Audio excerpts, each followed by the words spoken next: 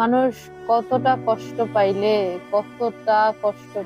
মানুষ আত্মহত্যার মতো পথ বাইছা নেয়, এটা রিয়েলাইজ করার মতন ওই মন মানসিকতা তখনই আপনার হইব যখন আপনি ওই অবস্থার মধ্য দিয়া যাইবেন। আত্মহত্যা কখনোই সমাধান হইতে পারে না, কিন্তু মানুষের ভিতরের কষ্ট এতটা তীব্র যে মানুষ নিতে পারে না। রক্ত মাংসে গড়া তো মানুষ কোনোদিন নিতে পারে না। আর যারা মানুষকে কষ্ট দেয় ইচ্ছাকৃতভাবে মানুষের সাথে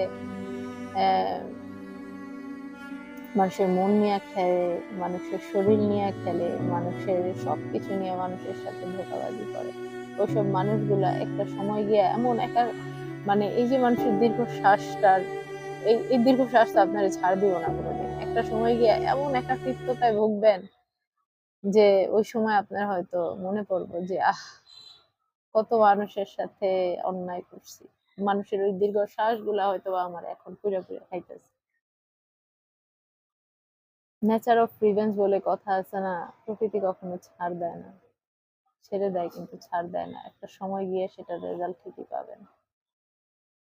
তো মানুষকে ধোকা দেওয়া বন্ধ করেন ভাই, মানুষের অধিকার নষ্ট করা বন্ধ করেন আল্লাহর রাস্তায়। এই রমজানেও যদি না শুধরান তাহলে আর কবে শুধরাইবেন?